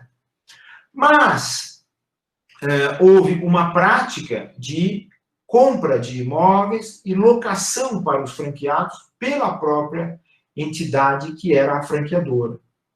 E a partir dessa atividade de locação, a relação jurídica se desconfigurou novamente. A relação real deixou de ser uma relação de franquia para se tratar efetivamente de uma relação em que se obtinha ganhos por meio da locação. E esses ganhos foram se tornando abusivos, porque as locações começaram a se tornar cada vez mais frequentes em áreas que não eram delimitadas e levavam a uma concorrência que esgotava a capacidade de ganhos do franqueado. Então, da mesma forma, a decisão foi levada a observar a relação pessoal, a relação real, a relação jurídica real, e não a relação jurídica fictícia. Por que eu dei esses dois exemplos? Podia dar outros exemplos da minha vivência profissional na magistratura. Eu dei esses dois exemplos porque eles demonstram efetivamente que existe no interior das relações jurídicas um conflito que é extremamente importante, a gente precisa prestar atenção nesse conflito, que é o conflito entre credores e devedores. Por quê? Porque essas posições no meio de uma sociedade tão desigual como a sociedade brasileira, mas a sociedade internacional também é assim, aqui as coisas são agudas, mas a sociedade internacional também é assim, essas posições de credor e devedor são coincidentes em vários tipos de contratos. Né? Por isso que eu dei esses dois exemplos, em que, na verdade, o credor o credor é sempre o mesmo, e o devedor de várias relações jurídicas também é sempre o mesmo. A pessoa sempre está nessa condição. Né? Pensem, por exemplo, o seguinte, a realidade do Brasil, como a realidade internacional, não é a realidade de comunidades de proprietários, mas é a realidade de relações jurídicas em que a maior parte das pessoas não é proprietária. Não é proprietária da sua habitação, dos meios de subsistência, assim por diante. Então, a gente não pode pensar o direito, e isso é importante, do ponto de vista da relação de propriedade como sendo a relação básica do direito. Né? Relação de propriedade como relação básica do direito. Não. A gente tem que pensar o direito segundo modelos que não são semelhantes ao modelo da relação de propriedade. E, portanto, essa relação que não é de propriedade, ela acaba, digamos assim, permeando todos os tipos das relações contratuais. Né? O que aconteceu durante a pandemia? O que aconteceu durante a pandemia foi que grande parte dos contratos não pôde ser realizado. Houve aquilo que a doutrina internacional chama de frustração do cumprimento dos contratos. Né? Os contratos não puderam ser realizados. Por quê? Porque a causa dos contratos fazia parte efetivamente do seu conteúdo e essa causa dos contratos não pôde ser realizada. Portanto, grande parte dos contratos perderam razão de sua própria existência.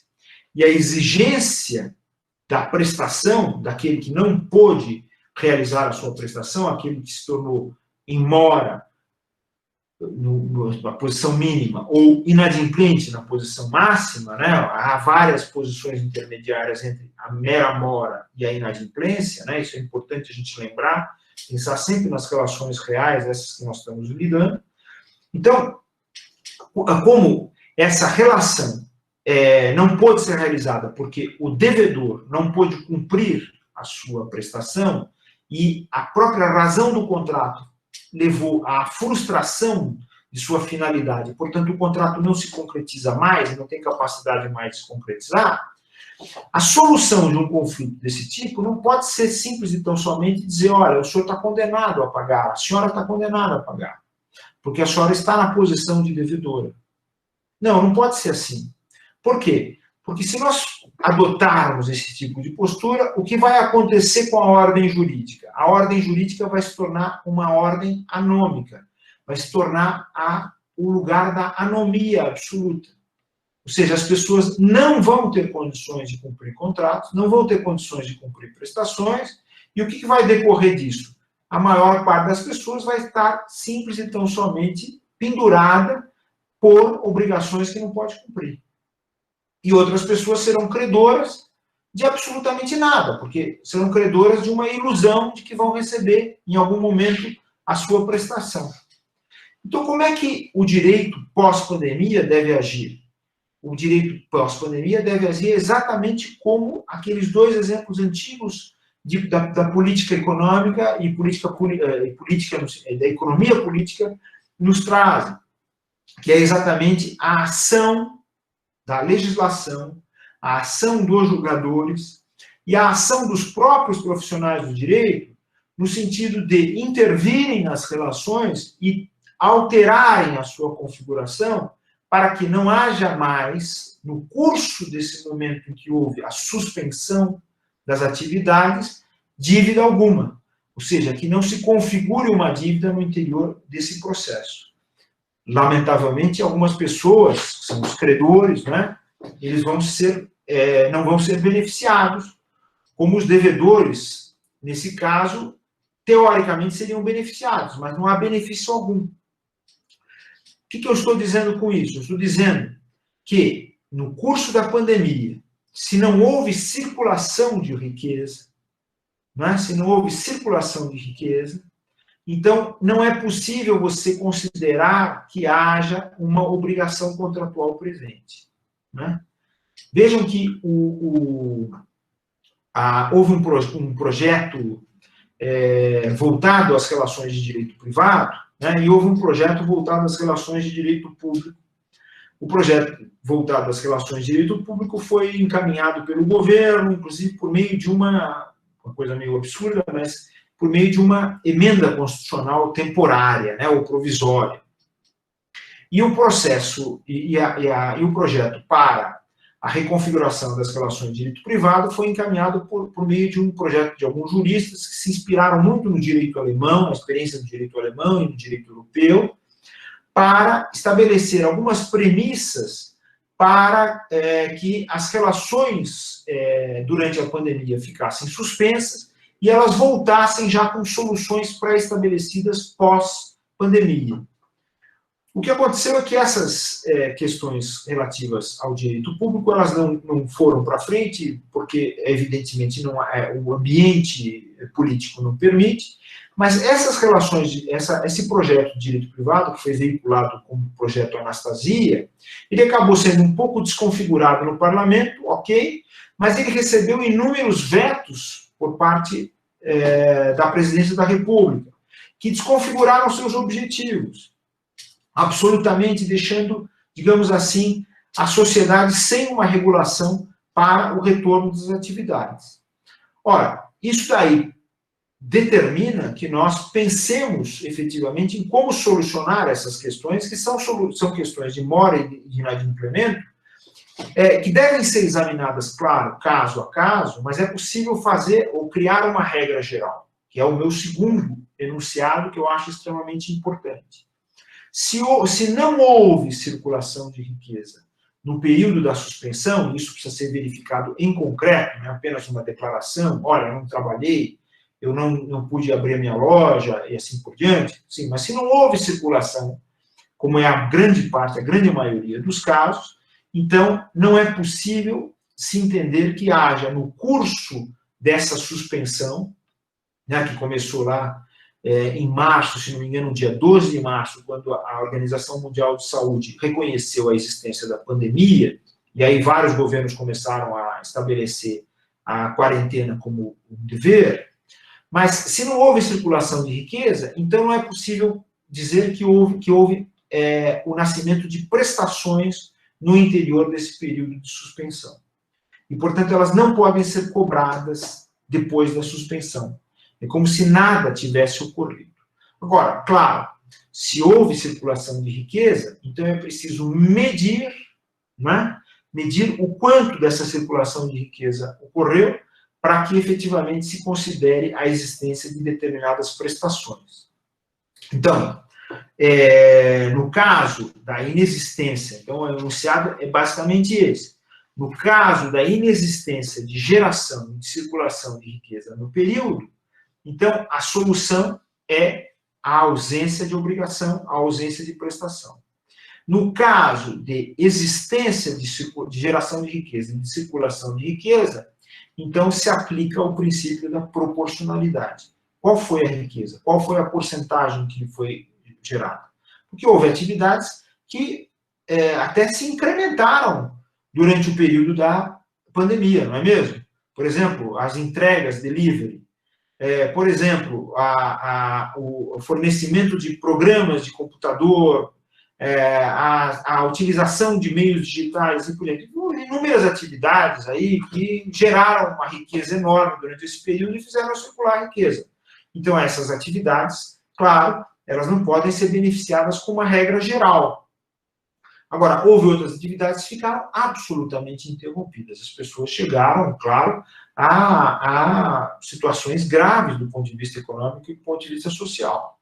Então, evidentemente, tem que haver uma espécie de perdão, uma remissão absoluta por tudo isso que aconteceu no interior da pandemia, né? Então, esse princípio, esse enunciado também é extremamente importante, né? Claro que há uma série de requisitos, os requisitos são formais e são muito importantes porque, na verdade, se trata de uma construção jurisprudencial a partir da jurisprudência estrangeira, a partir das normas contratuais estrangeiras. O Brasil, lamentavelmente, ficou desprovido de regras, porque nós estamos vivendo um período praticamente de exceção, né? Eu tenho feito muitas críticas a esse regime anticonstitucional que esse governo tem estabelecido, mas é justamente porque há uma série de omissões que deixam a sociedade absolutamente insegura.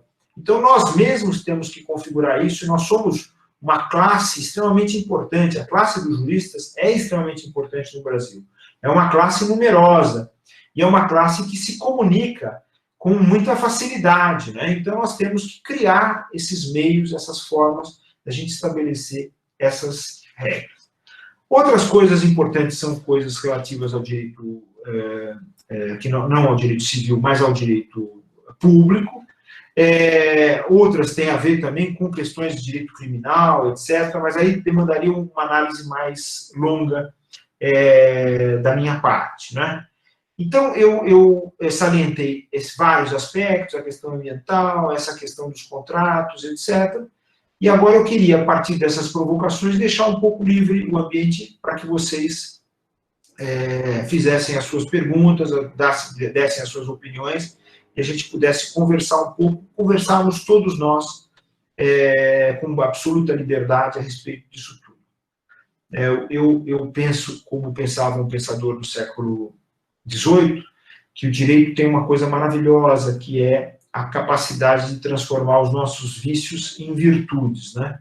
E fazer com que o espaço público seja habitável por todos e a distribuição dos bens da vida seja mais equânime. Então, eu agradeço a vocês e gostaria de me colocar aqui à disposição para a gente conversar um pouquinho sobre as dúvidas que vocês puderem trazer.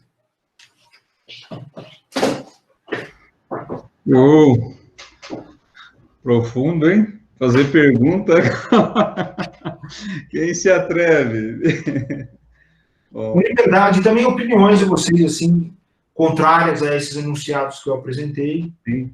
Eu acho que também são importantes, porque, enfim, você sabe, os advogados, eles agem de todos os lados. Tem os advogados que estão mais do lado dos credores e tem os advogados que estão mais do devedores. Primeiramente, parabéns pela palestra, pela aula, viu? Foi de uma profundidade, uma intensidade que eu creio que ainda a gente vai demorar um pouquinho para assimilar.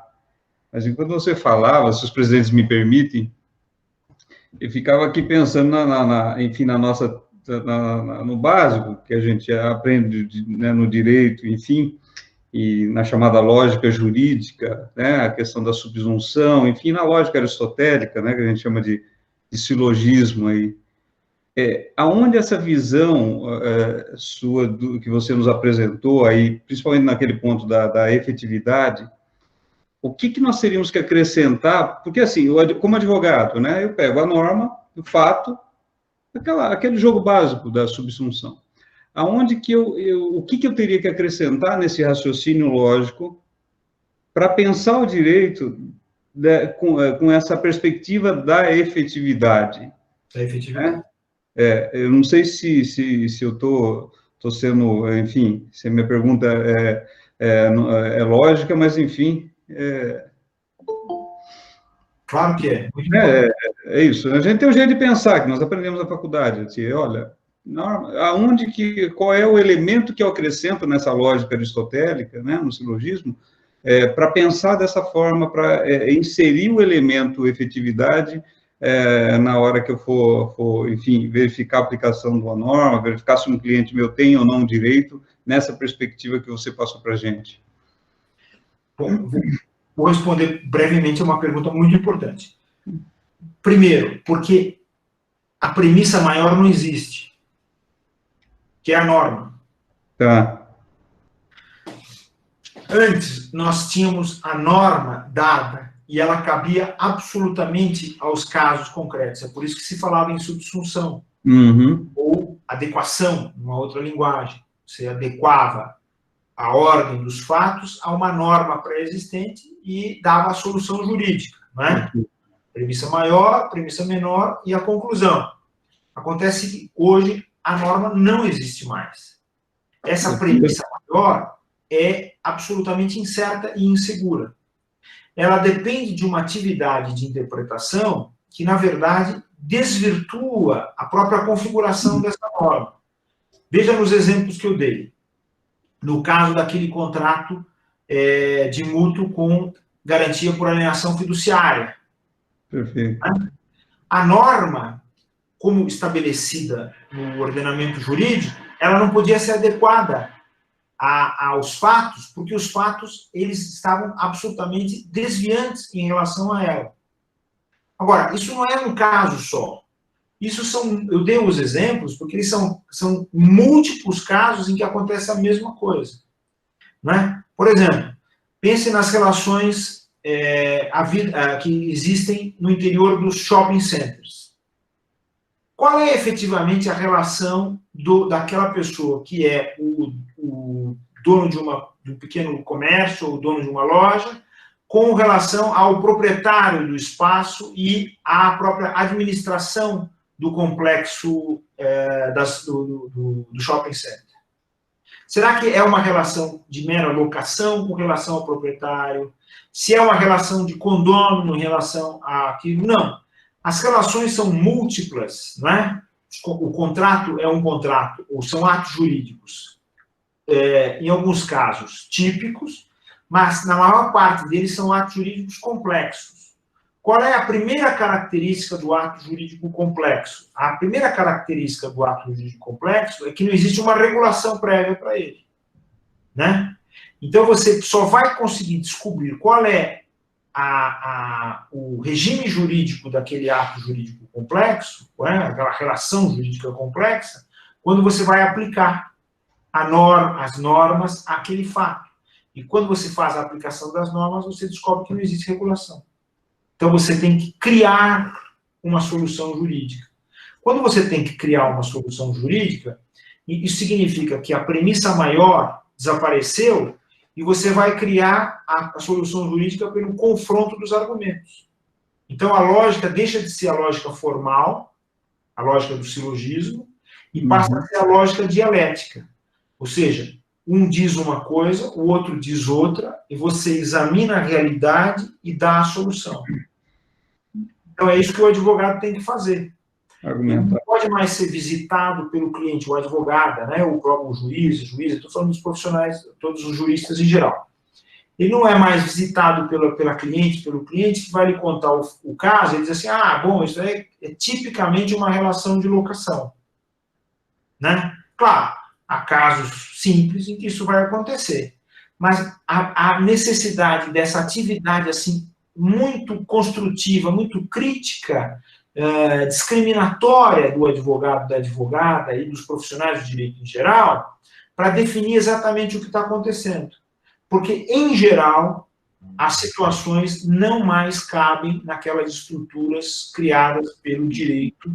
Por quê? Porque o direito mudou. né? As relações... Para usar a expressão de Kelsen, não cabe mais na moldura. Aliás, nunca coube, né? Não, aliás, o próprio Kelsen, né? Se a gente vai falar sobre filosofia, o pessoal já deve estar dormindo, mas... Mas veja, o próprio Kelsen não acreditava nisso. Sim. O modelo dele, primeiro que o último modelo dele de norma, ele disse que a norma era uma ficção. Lembra disso? O último modelo do Kelsen, norma é ficção. E no segundo modelo do Kelsen, porque no primeiro modelo era aquela escadinha que dava naquela tal da pirâmide, né? Aquela pirâmide que todo mundo aprende da pirâmide, mas aqui não tem nada a ver com o Kelsen. O segundo modelo dele é exatamente o que você referiu. Existe uma moldura, existe um quadro.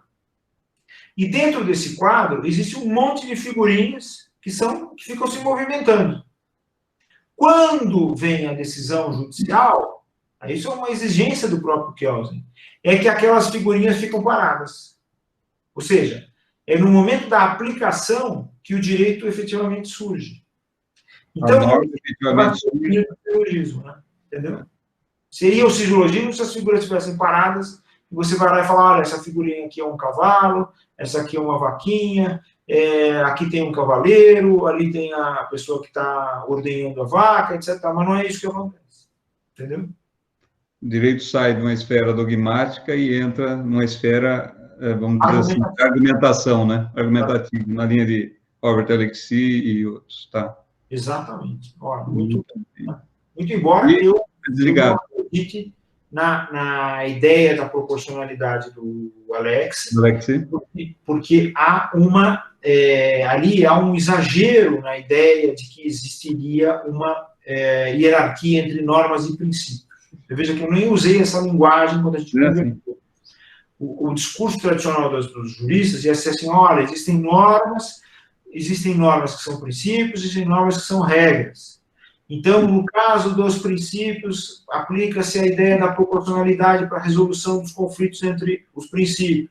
No caso das regras, não, aplica-se essa lógica tradicional.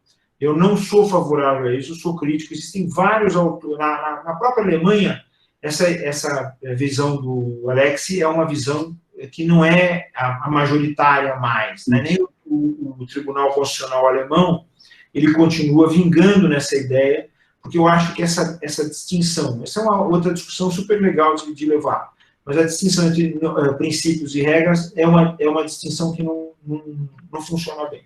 Não, parece que não convence muito bem também. Mas daí é uma coisa para a gente conversar com mais devagar, mas é interessante. Mas, de qualquer forma, digamos, para efeitos genéricos, é mais o modelo do Alexy do que os outros modelos que estão aí presentes. Viviane? O famoso depende, que a gente sempre brinca e dá risada, né? Mas não tem...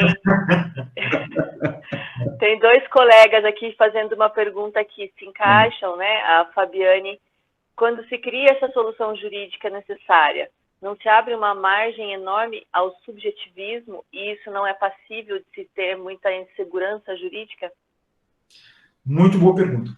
E esse é um dos problemas que nós estamos vivendo. Mas aí, diria até mais na área do direito público, né? Que tem a ver com a ideia do ativismo judicial. Tá? Eu sou um crítico do ativismo judicial. Né? E sou um crítico também do lavajatismo.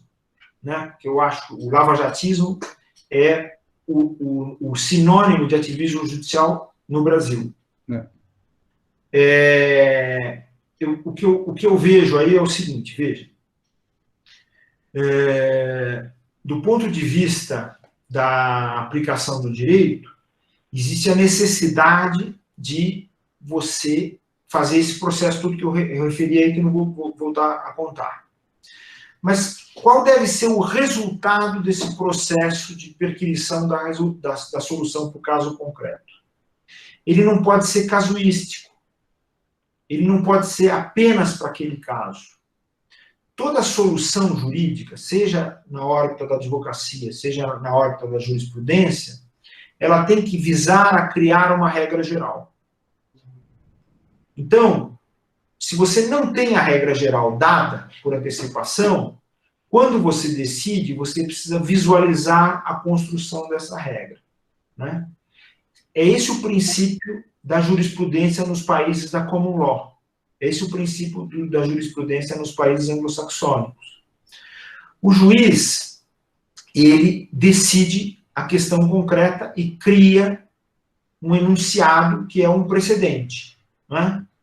Ora, quando ele cria esse precedente, os outros juízes e os tribunais inferiores, eles estão obrigados a seguirem aquele precedente até o momento em que se encontre uma solução que seja geral e que substitua aquele precedente, né?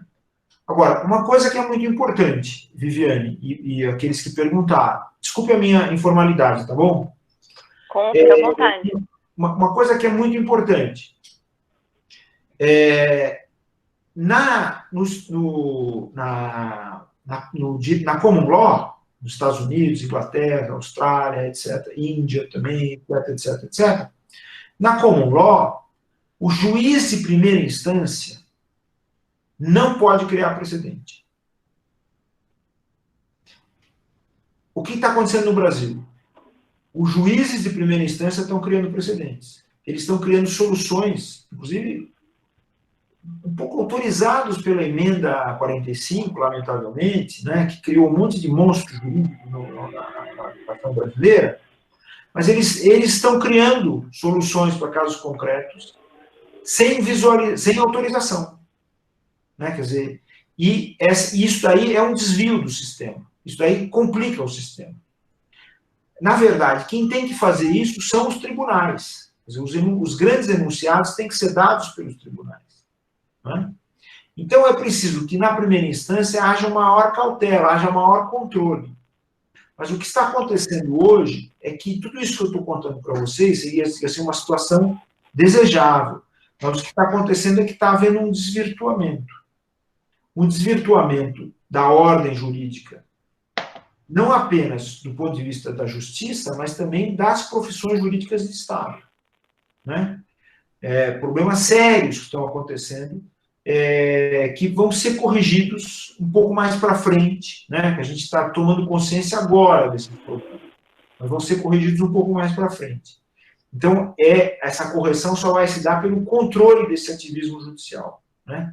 A justiça é uma atividade de contenção, não é uma atividade de controle. Quando alguém vai decidir um caso, ou analisar um caso, quer dizer, quando vai fazer justiça, digamos, essa atividade é uma atividade de contenção. A pessoa não expande, digamos assim, os seus desejos, mas ela contém os seus desejos. Então, ela não pode substituir o seu julgamento subjetivo pela construção de uma norma objetiva.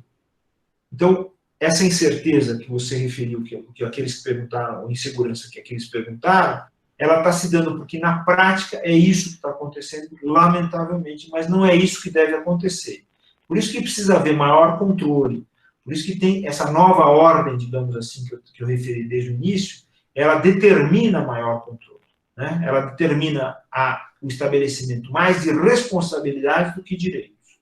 E autoridades públicas, juiz, promotor, etc., procurador, não têm direitos. Por quê? Porque, na verdade, essas autoridades elas estão adstritas ao ordenamento jurídico. O seu direito está pré-definido no ordenamento jurídico. Então, elas não podem incluir a sua vontade nesse processo de encontrar a solução para os casos concretos. É isso que está acontecendo. É uma desvirtuação, lamentavelmente, muito grave aqui no Brasil. Isso que está gerando uma série de problemas, uma série de críticas, mas isso vai se ajeitar, porque essas críticas estão levando, digamos assim, à construção de determinados consensos. Então, logo, logo, a gente vai ter aí alterações legislativas importantes. Vejam, por exemplo, eu considero que a lei de abuso de autoridade é muito importante. Eu acho que eu vejo, de um ponto de vista positivo, a lei de abuso de autoridade, né? No sentido de estabelecer esses controles sobre a atividade dessas profissões jurídicas de Estado. Tá bom? Não sei se respondi a questão. Eu creio que sim. Romeu, a gente não tem mais pergunta aqui, que o pessoal normalmente faz pelo chat. Tem mais alguém? Juliano? Alguém? Realmente brilhante, Caetano, a exposição da tia. Eu acho que, bom, E também já são 9 horas. Parece que não, tia, mas ó. O tempo voa, lamentavelmente.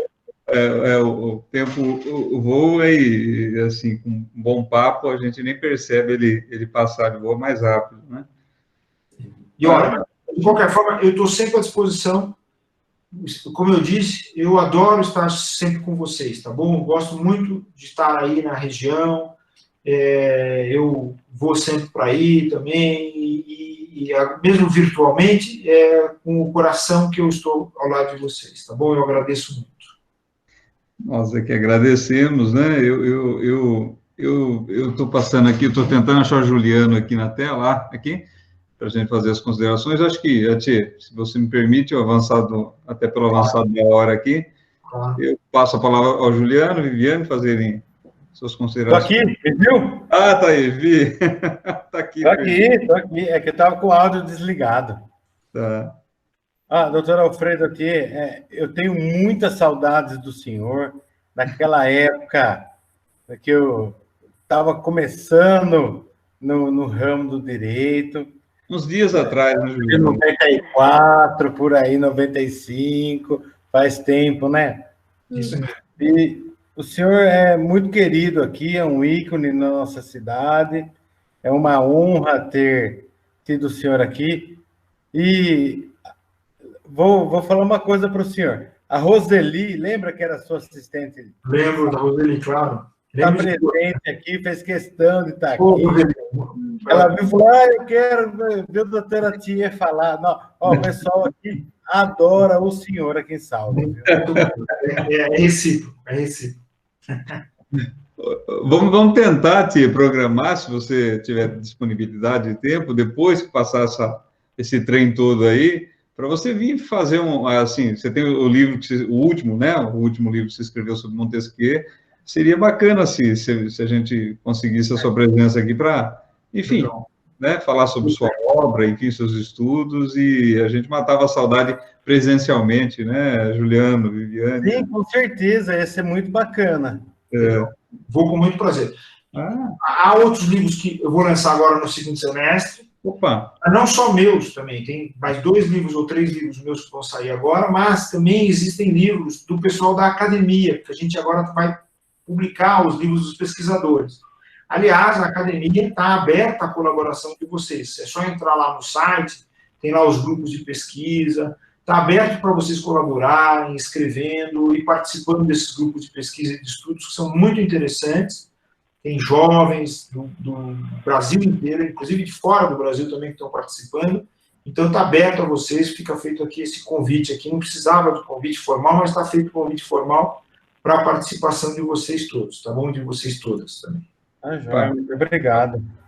Tem aqui uma aluna que perguntou, a Juliana, se tem alguma obra que você indicaria para leitura sobre, falou essa quarta norma, mas sobre essa visão do direito que você passou para a gente. Olha, tem muita coisa, tanto no Brasil quanto no exterior. Vamos fazer o seguinte, eu vou pegar uma bibliografia e vou enviar para vocês aí pelo WhatsApp e você depois distribui para todos que assistiram ao chat. Não sei se isso daí fica gravado, acho que sim, porque eles se inscreveram, né? Sim, sim. Aí você distribui para todos aí. Manda por e-mail para todos, perfeito. Eu mando alguns textos também em PDF para o pessoal ler com prazer. Fechou. Legal. Presidente, podemos encerrar? Vi. Muito obrigado, viu, Romeu? Imagina. Obrigado, doutor Atier. Eu estava aqui muito aguardando a presença do senhor hoje, foi muito bacana. Muito obrigado. Eu que agradeço. Eu também agradeço, como o Romeu falou, né? Depois de uma aula dessa, a gente vai levar uns dias para digerir, porque assim faz a gente pensar e refletir muito e aprender, né? E colocar isso em prática no nosso dia a dia, na forma da gente pensar o direito. Então, muito obrigada, doutor. Obrigada a todos que estiveram com a gente até agora aqui. Obrigada, Romeu, por mais um brilhante evento. Amém. Obrigado a vocês. Obrigadão. Obrigado, pessoal. Obrigado, Viviane. Obrigado, Juliano, Romeu, a todos. Nós agradecemos. Aí, saudades de todos e todas vocês também. Um grande abraço.